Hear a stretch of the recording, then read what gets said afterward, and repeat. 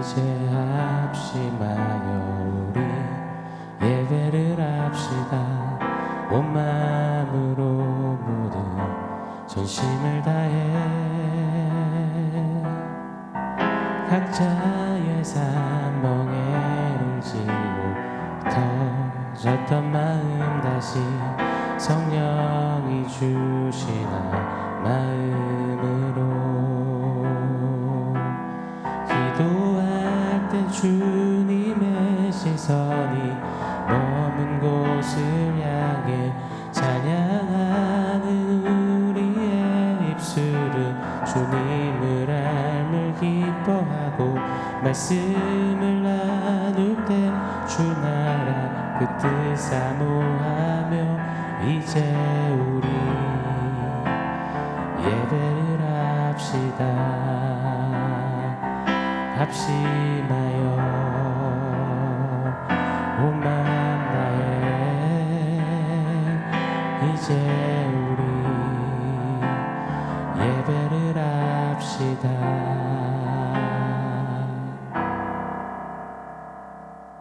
샬롬. 오늘 우리에게 주신 하나님 말씀은 마태복음 18장 19절입니다. 한 목소리로 같이 읽겠습니다. 진실로 다시 너희에게 이르노니 너희 중에 두 사람이 이 땅에서 합심하여 무엇이든 구하면 하늘에 계신 내 아버지께서 그들을 위하여 이루게 하시리라. 아멘. 2026년 새해가 밝았습니다. 새해에는 우리 사랑하는 성도님들 삶 가운데, 심령 가운데, 또 바라고 원하는 계획 가운데, 가정 가운데, 삶의 터전 가운데 하나님이 부어주시는 복이 가득하기를, 가득 누리시기를 간절히 소원하며 기도하겠습니다. 새로운 해에 동은 텄지만 여전히 우리네 삶은 비슷한 것 같습니다. 밝은 전망보다는 칙칙하고 울적한 이야기들이 훨씬 더 많이 들려오는 것 같아요. 새해가 되었다지만 작년과 별반 다르지 않고 별 큰 의미도 다짐도 없이 그저 또 하루를 똑같이 쳇바퀴 돌듯 살아가는 세상이고 또 우리네 삶의 모양인 것 같습니다. 저희 집 근처에 신축 건물이 몇 년째 계속 짓고 있거든요. 그 작업장을 저는 새벽마다 지나가면서 봐요. 그럼 늘 보이는 분들이 어김없이 나와서 새벽부터 일을 하시더라고요. 지난 25일 성탄절에도 31일 연말에도 새해 첫날에도 똑같은 시간에나 똑같은 작업복을 입으시고 똑같은 한식 뷔페집에서 아침을 드시고 나와 똑같이 일을 하십니다. 우리들이 꼭 그렇지 않나 생각이 들어요. 우리들의 새해는 어떠한지 한번 또 갸우뚱 생각에 잠기게 됩니다. 우리 별다른 기대도 다짐도 결단도 없이 하루를 맞이하고 있지는 않는가. 저는 소원합니다. 우리 바이탈, 저와 여러분 바이탈의 모든 세대의 새해는 좀 달랐으면 좋겠습니다. 비록 시작된 올해 역시나 물리적인 시간과 장소, 스케줄 이런 모습들이 비슷하다 할지언정 우리네 마음가짐과 영혼의 다짐은 그 어느 때보다도 선명하고 분명했으면 좋겠습니다. 같은 시간을, 같은 일상을 함께 하시는 성령으로 인하여서 말씀과 기도와 찬양으로 하나님을 선택함으로 좀 다르게 사는 우리들을 축원합니다. 송구영신 예배를 교육한 건물에서 드리면서 부득이 예배 영상을 송출하지 못했습니다. 여러 상황으로 그 예배 현장에 함께하지 못한 우리 성도님들을 위해서 또 나아가 뿐만 아니라 다시금 교회 전체가 각골난망 뼈에 새기기 위해서 송구영신 예배 때 주셨던 말씀을 한 번 더 강조해서 조금 요약하여서 선포하고 싶습니다. 그리고 계속해서 새해를 맞이하여서 며칠간 합심이라는 주제에 관련해서 새벽 예배 말씀들을 나누고 상고하고자 해요. 함께 새기고 함께 붙잡고 함께 합심하는 저와 여러분이기를 원합니다. 작년 2025년 바이탈은 그로우의 한 해, 자라감의 한 해를 보냈습니다. 녹록지 않았고 매우 힘겹기도 했습니다. 누군가는 오래된 쓴뿌리를 뽑아내느라, 누군가는 중독과 상처를 뽑아내느라, 누군가는 힘을 하나님께로 이동시키느라, 누군가는 소유보좌에서 존재보좌로 달려가느라, 누군가는 오래된 옛 사람의 습성과 관성을 끊어내느라, 누군가는 실질적인 죽음의 순간을 통과하느라 각자가 말씀, 기도, 예배로 사투했습니다. 그렇게 조금씩 내가 비워지고 주님이 채워지고 내가 퇴장하고 주님이 입장하시고 내 힘이 아니라 나의 힘이 되신 여호와여 내가 주님을 사랑합니다. 이렇게 바뀌어지는 시간들을 지내오게 하셨습니다. 너무너무 감사합니다.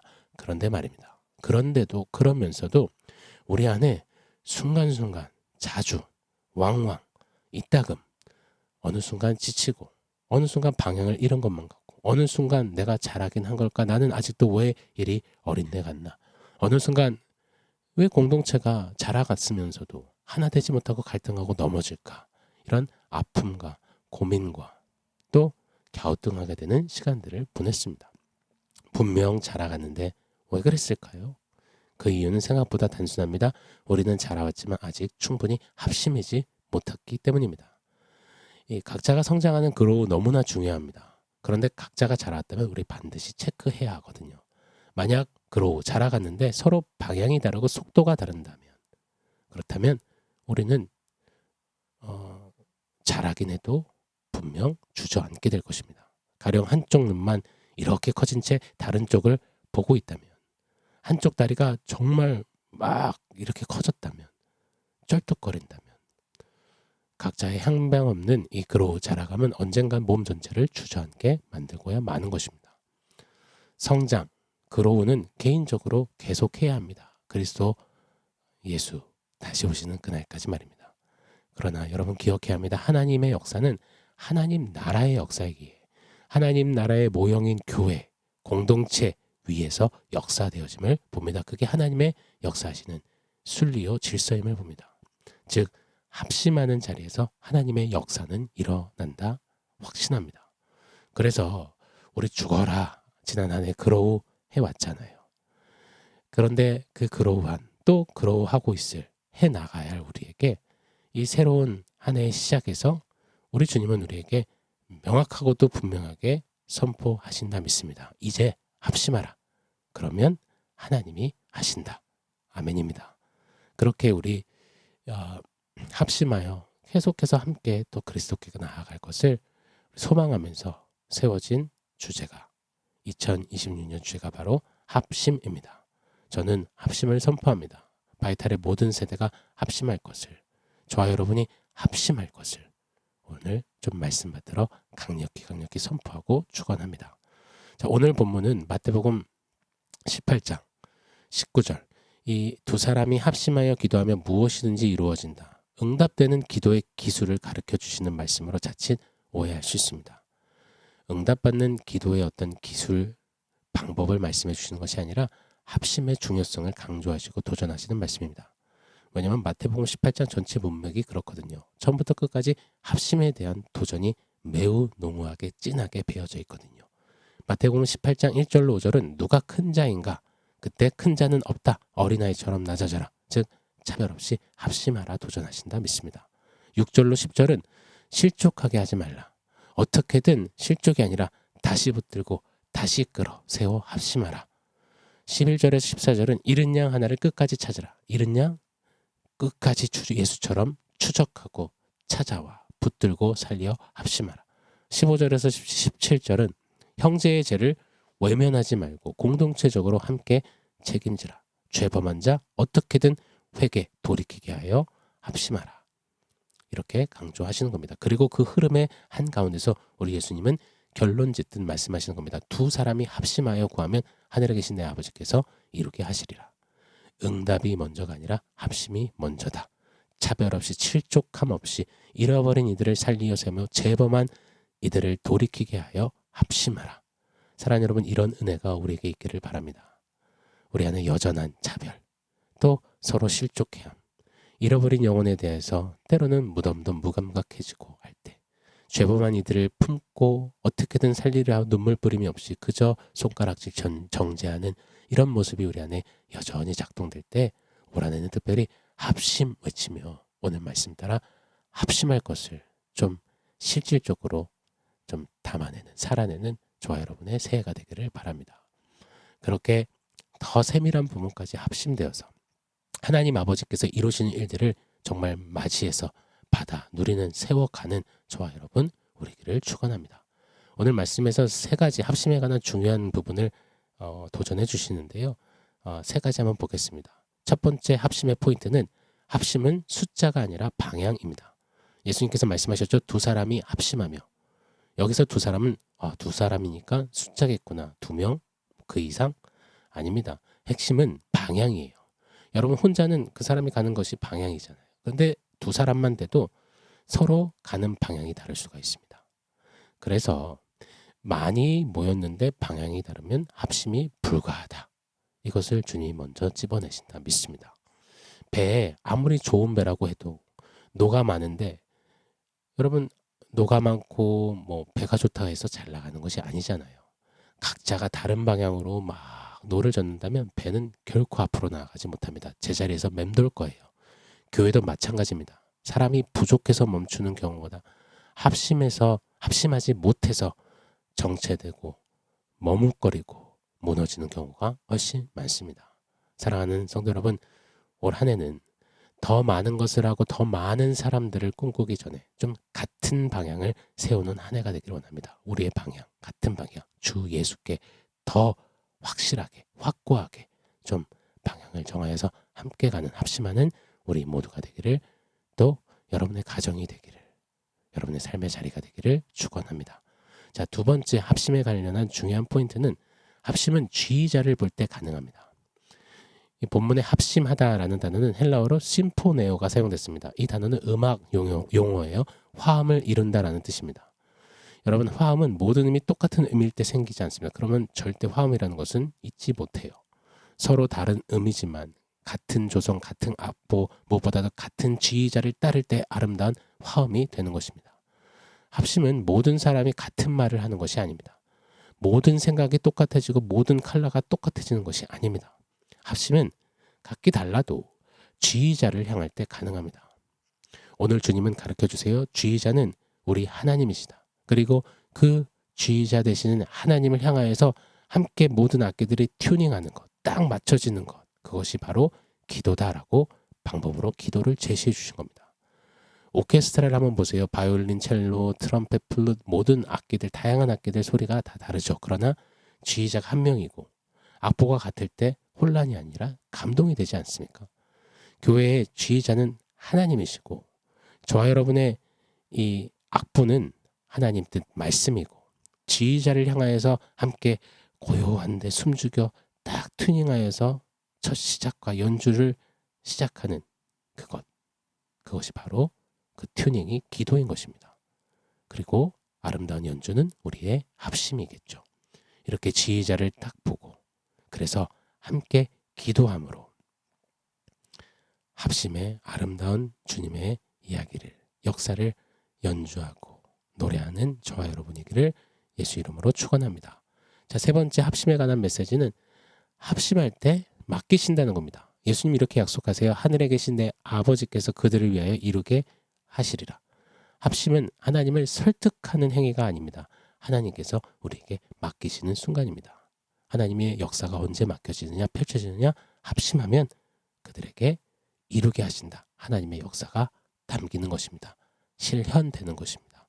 사랑하는 여러분, 우리 그러니 합심했으면 좋겠습니다. 함께 우리 좀 기도로 합심하며 기도로 지휘자 우리 하나님을 바라보며 우리 좀 그렇게 합심하여 올 한 해 함께 서는, 함께 달려가는 우리가 되었으면 좋겠습니다. 모라비안 공동체, 제가 이따금 언급드리는 이 신앙 공동체는 약 300여 명이 1727년부터 24시간 릴레이 기도를 100년 동안 지속했습니다. 그들의 그렇게 기도한 결과 세계 선교에 불씨가 여기저기서 일어났고, 감리교회 창시자였던 웨슬리는 근대 선교 운동에 그리고 정말 이 복음 사역에 이 결정적인 영향을 그들에게 받았습니다. 자, 이 모라비안 공동체 300여 명 다 다른 이들이 어떻게 이렇게 100년 동안 할 수 있었는가? 그들은 이렇게 고백했습니다. 우리는 다르지만 무릎은 함께 꿇었다. 여러분, 이것이 합심하는 자들의, 합심하는 공동체의 고백이라 믿습니다. 장작불은 하나가 타면 금방 타다 꺼집니다. 그러나 함께 모여져 있는 장작은 그 불길이 오래오래 지속되지요. 그래서 사단은 늘 우리를 흩으려고 합심치 못하도록 합니다. 그러나 성령은 평안에 매는 줄로 우리를 늘 모으시고 합심하게 하시는 줄 믿습니다. 저와 여러분이 함께 모여 장작이 되어 뜨거운 성령의 불을 지피며 좀 합심하여서 그 합심으로 기도하여서 우리의 지휘자 되시는 하나님이 마음껏 당신의 노래를 우리로 연주하시는 좀 그런 합심의 해가 되기를, 합심하는 저와 여러분이 되기를 예수 이름으로 축원합니다. 하나님은 완벽한 사람, 완벽한 공동체를 찾지 않으십니다. 함께 무릎 꿇을 사람을, 공동체를 찾으십니다. 그런 우리 바이탈이 되기를 예수 이름으로 축원합니다. 자, 원포인트 세워보겠습니다. 원포인트는 꼭지점 신앙입니다. 제가 이따금 강조드리죠. 꼭지점. 문화도 성격도 자라온 환경도 배경도 현재 살아가고 있는 어떤 상황도 다 다른 우리 아닙니까? MBTI도 혈액형도 다 다르잖아요. 그런 우리가 어떻게 합심하냐고요. 꼭지점입니다. 송구영 시대도 우리 성도님들이 다 위로 꼭지점을 찍었거든요. 오늘도 한번 꼭지점을 찍어보겠습니다. 우리 위로 똑같은 꼭지점 하나만 찍으면 우리 그 꼭지점을 향해 얼마나 멀리 떨어져 있든 얼마나 다르든 괜찮습니다. 꼭지점을 향해 가다 보면 우리는 점점 더 가까이 하나로 모여 합심하게 될 것입니다. 우리의 꼭지점은 바로 우리 주 예수 그리스도, 우리의 지휘자 되시는 하나님 아버지 아니겠습니까? 그 꼭지점 찍고 올 한해도 묵묵히 꼭지점을 향해 가며 서로 더 가까이 만나 합심하는 저와 여러분 되기를 예수 이름으로 간절히 축원합니다. 아멘. 사랑하는 성도 여러분, 오늘 말씀과 원포인트 기억하면서 우리 함께 기도하겠습니다.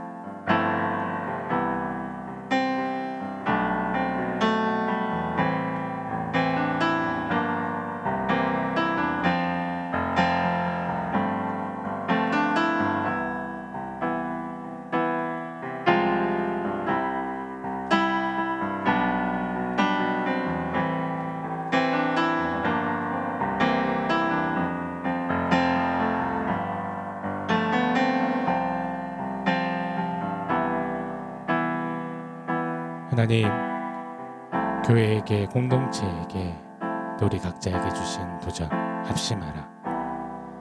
위로 우리의 유일한 방향 되시는, 길 되시는 주님께 꼭지점을 찍고 그 꼭지점을 향하여서 올 한해도 묵묵히 달려가며 그렇게 합심하여서 주님이 합심할 때 담아내시는 역사들을 받아 누려 취하는, 세우는 우리 모두가 되게 하시고, 우리 공동체가 되게 하시고, 우리 각 가정이 되게 하시고, 우리 각 삶의 터전이 되게 하여 주시옵소서. 2026년 좋게 생하실 합심의 이야기를 기대하며 예수님의 이름으로 기도합니다. 아멘.